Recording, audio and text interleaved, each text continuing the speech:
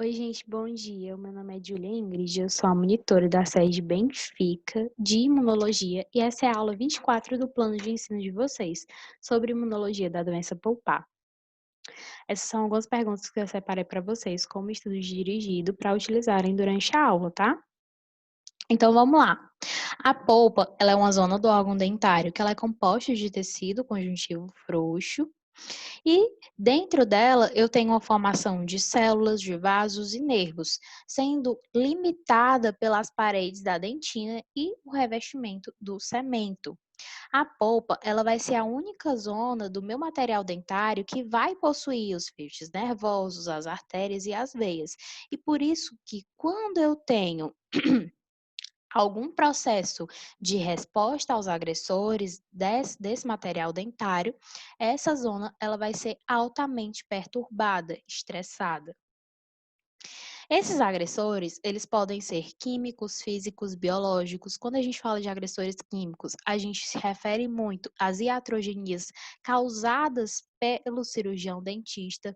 Então, são os compostos químicos que são aderidos, administrados no material dentário pelo cirurgião dentista. Quando eu falo de agentes físicos, eu falo de possíveis traumas que eu tenho nesse material dentário, que eu tenho no hospedeiro do material dentário e que acabam refletindo na saúde da minha polpa. E quando eu falo de agentes biológicos, são os micro-organismos que vão causar essa irritação à minha polpa, sendo um exemplo claríssimo a cárie. Então vamos lá. Como é que ocorre a ativação dessa resposta? Vamos dizer que o meu hospedeiro ele esteja sendo atacado pelo agressor biológico. E esse agressor biológico ele seja o S. mutans. Então vamos lá, o S. mutans ele vai se aderir na superfície dentária, como a gente já bem sabe, e vai iniciar o processo de degradação mineral. Ou seja, ele vai se aderir na porção do esmalte e vai começar a degradar aquele esmalte, a desmineralizar. Quando ele está nessa zona do esmalte, devido o esmalte ser um local quase que totalmente mineralizado, eu não vou ter um estímulo doloroso e nem um processo de resposta imune ativa, porque ele é quase que 100% mineralizado. Quando essa progressão cariosa acaba atingindo tecidos mais internos, como a própria dentina, eu tenho um início de resposta imune. Então, na minha dentina, os odontoblastos, eles possuem os receptores de PAMP, tipo Toll-like 2 e 4, e quando eles são ativados, vai ocorrer uma sinalização intracelular e a ativação da minha via NF-κB. Essa VNF-κB vai indicar os odontoblastos a começarem a produzir as minhas MMPs, as metaloproteinases da matriz. Essas MMPs, elas vão tentar barrar a minha progressão cariosa, degradando o colágeno. Porém, esse processo, ao invés de ajudar a inibir a progressão cariosa, vai acabar piorando. Então, a cárie ela começa a se instalar cada vez mais. Outra forma de barrar, que os odontoblastos vão usar para barrar a progressão cariosa, é produzir a dentina terciária, que ela é bem mais rígida, ela é bem mais mineralizada e ela vai tentar estagnar essa cárie.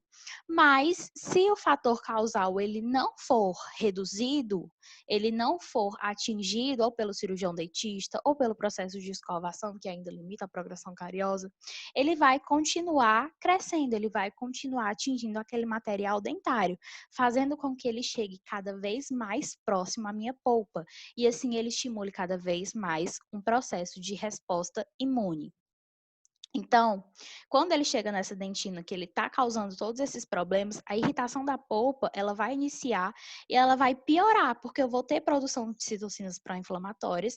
Essas produções de citocinas pró-inflamatórias elas vão chegar na cavidade pulpar através dos túbulos dentinários, sendo essas citocinas a IL-6 e a IL-8, e vão causar vasodilatação, porque vocês lembram que eu disse que a polpa ela tem artérias, ela tem veias, então eu vou ter processos de vasodilatação, e essa vasodilatação, ela também está associada à quimiotaxia de neutrófilos. Essa quimiotaxia de neutrófilos e essa vasodilatação vão fazer com que eu tenha um processo de chegada de neutrófilos e de outras células à resposta imune nessa polpa. Quando essas células elas chegam nessa polpa e elas estressam cada vez mais essa polpa, porque ela é totalmente compactada, ela começa a inflamar. Então, eu tenho um quadro, uma condição patológica de pulpite. A pulpite, ela não é nada mais, nada menos. A pulpite, ela não é nada mais, nada menos. A pulpite, ela não é nada mais, nada menos que uma condição patológica que é originada através da agressão do agente biológico, e ela pode ser classificada como aguda ou crônica, sendo o quadro agudo muito mais reversível. E o seu desenvolver sintomatológico é mediante ao tempo e ao grau de inflamação. O grau de inflamação, ele é medido, como eu disse, de forma reversível ou irreversível. E a progressão dessa condição patológica é o processo de necrose pulpar. Quando eu falo de agressão reversível ou grau de inflamação reversível, é quando a cárie ela ainda não atingiu a polpa. A cárie ainda está em dentina, ela pode ainda estar naquele processo de dentina terciária sendo barrada. Então, ela ainda não atingiu a polpa. Mas por conta da proximidade dessa cárie com a minha polpa, eu já tenho indução de estímulos que vão aumentar o teor inflamatório. E essa cárie que ainda não atingiu a polpa, ela pode ser retirada e quando ela é retirada, a inflamação, ela pode ser sancionada. Então, o agressor, como é que vai estar nesse quadro de pulpite reversível? O meu agressor, ele vai estar na dentina, eu vou ter um processo de inflamatório fisiológico para tentar resolver esse quadro de agressão. Eu vou ter citocinas envolvidas nesse processo inflamatório, como a IL-8, que vai estimular cada vez mais a resposta dos meus neutrófilos dentro dessa cavidade pulpar. Eu vou ter também a vasodilatação e a facilidade de apedese através das citocinas da DHLPER1, como o TNF, como a IL-6. Eu vou ter também a liberação de citocinas quimiotáticas dos neutrófilos, porque esses neutrófilos eles vão se acumulando lá dentro e eles vão soltando cada vez mais citocinas para chamar mais células, porque eles tentam o tempo todo barrar aquele agressor. E, claro, que cada vez mais citocinas, que cada vez mais células lá dentro, esse processo de vasodilatação, ele é contínuo e ele começa a comprimir as minhas veias e os meus feixes nervosos. Essa compressão das minhas veias e nos meus feixes nervosos vão causar o processo de sintomatologia dolorosa. Então, a dor do meu paciente, ainda no quadro reversível, ela é ligada ao estímulo. O paciente está utilizando aquele material dentário e aquele material dentário dói, mas quando ele está em desuso, quando ele não está mastigando, aquele material dentário ele não apresenta dor. Quando a gente vai fazer o exame clínico no paciente, ele tem um material dentário que apresenta dor, mas sem esse exame clínico, sem tocar no material dentário, ele não tem dor. É o que a gente chama de dor provocada. Essa dor, ela é incômoda, mas ela é de curta duração. Você provocou a dor, ela tem um processo de incômodo, mas ela é de curta duração, então ela é limitada. Sendo limitada, ela ainda pode ser controlada com analgésico. O tratamento dessa pulpite reversível é a remoção do fator causal e a estabilização dessa minha polpa. Tratamento expectante, pasta de hidróxido de cálcio, onde os odontoblastos vão reagir com a reparação da dentina terciária ou vão começar a formar um processo de dentina reparadora. Mas, vamos dizer que esse paciente ele não tenha ido ao dentista, esse caso de pulpite reversível não seja tão incômoda para ele, porque só dói quando ele atinge o material dentário. Então, ele deixou para lá. E os micro-organismos, eles continuaram atacando aquele material dentário e assim vão atingir a minha polpa. Quando os micro-organismos eles atingem a polpa, eles vão ampliar a inflamação e vão causar o aumento da pressão interna. Lembra que eu disse que a vasodilatação está comprimindo os feixes? É exatamente isso. Eles vão conseguir fazer com que a pressão interna, porque a polpa é totalmente limitada, além disso, eu tenho muitas células lá dentro, e essa polpa que está limitada, ela fica o tempo todo pulsando, porque ela está tentando se expandir. Essa pressão interna vai fazer com que eu tenha uma limitação na saída de células e na chegada de nutrientes, o que vai gerar uma congestão pulpar e desencadear um processo de pulpite irreversível. O quadro da pulpite reversível, quando a gente fala de inflamação, ele não vai ser mais cessado com a retirada do processo carioso. E esse quadro de pulpite reversível, sim, pode progredir para um processo de necrose pulpar, tá bom?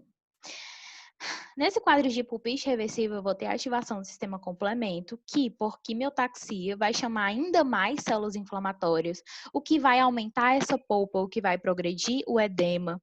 E a gente também tem a produção, já que eu tenho o sistema complemento, já que eu tenho chamada de células inflamatórias, eu tenho a produção de prostaglandina, de histaminas, de bradicininas, que vão aumentar a sintomatologia dolorosa desse meu paciente. Também eu vou ter a redução de L10, que vai reduzir os níveis de apoptose, o que vai aumentar a vida celular dentro daquela cavidade pulpar, gerando ainda mais estresse pulpar.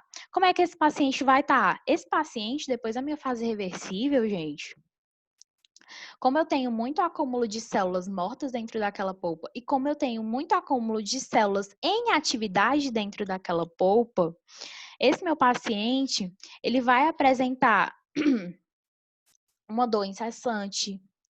Essa dor incessante, ela não vai mais necessitar de estímulo, então essa dor ela vai ser contínua o tempo todo. E quando eu tenho um estímulo, ela piora o grau de dor ainda mais. É uma dor que ele diz que ela é pulsátil, porque a minha polpa ela tenta o máximo se expandir, porque tem muita coisa lá dentro. É uma dor que quando o paciente ele vai se deitar, quando ele fica de forma em decúbito, ela aumenta. E é uma dor, como ela é em grau tão alto, ela não vai melhorar com anestésico. Então, meu paciente, mesmo assim, ainda não foi ao dentista. Esse paciente, quando ele chega na minha pulpite reversível e esse quadro, ele aumenta cada vez mais, e ele não é sancionado pelo profissional, ele obviamente vai progredir. E quando ele progride, eu tenho agora a transição para um processo de necrose pulpar. A necrose pulpar ela já se encontra no processo de inflamação crônica, mas diferente da necrose pulpar, como eu já não tenho mais tecido pulpar suficiente, essa inflamação ela foi tão forte, então esse tecido ele vai ficar indolor. Eu não tenho mais sintomatologia dolorosa nesse tecido. O processo carioso, ele já atingiu a zona pulpar há muito tempo e conseguiu até expor, em alguns casos, a zona pulpar. Aquele teor de pressão por conta da zona pulpar exposta, ele vai diminuir, então, aquela sintomatologia pulsátil, ela também vai diminuir. Por conta da quantidade de células mortas e também da quantidade de tecido exposto, eu vou ter uma sensibilidade limitada. E nessa necrose da polpa dentária, eu vou ter o acometimento total da minha polpa. Ela já vai ter progredido para uma resposta de Helper 2 e na fase final de progressão da doença pulpar é que eu tenho esse processo de necrose pulpar, onde eu tenho um escurecimento da coroa e a ausência de resposta a estímulos. Então, o dentista vai chegar nesse paciente, vai estimular esse dente e o paciente não vai sentir mais nada. Ele não vai sentir mais nem a dor estimulada, nem a dor incessante. O paciente não vai sentir mais nada. A polpa já está exposta, eu já tenho essa coroa toda amarronzada, eu já tenho processo indolor, eu já tenho necrose pulpar. Então, a dor do paciente ele vai diminuir devido ao alto índice de dano tecidual e o paciente começa a sentir o dente como um dente crescido. É um incômodo porque eu tenho inflamação nos ligamentos periodontais agora. Eu já atingi tudo no meu dente. Então, esse dente ele vai ser referido como um dente crescido. O que é que isso ainda pode progredir? Isso pode progredir para uma lesão apical. A lesão apical ela vai ser um trauma que vai ser ocasionado a um processo inflamatório que vai danificar a região apical e óssea da minha zona oral, tá bom? Ela é ocasionada Ela é ocasionada pelo agente agressor biológico, né, como a gente está referindo durante toda essa aula, e vai ocasionar reabsorção óssea e o aparecimento de pus nos espaços faciais, dentro e fora da mucosa oral. Além disso, dentro desse processo de lesão oral, podem surgir tanto a angina de Ludington quanto a osteomielite. A angina ela é uma infecção no estado de celulite que vai acometer os espaços submandibular, sublingual e submentual de forma bilateral, podendo acometer a via respiratória e causar o óbito do meu paciente. Enquanto a osteomielite, ela vai acometer o espaço medular, onde o extravasamento do osso vai gerar um processo de necrose óssea. E é isso, gente. Obrigada pela presença. Essa é a aula de imunologia da doença pulpar.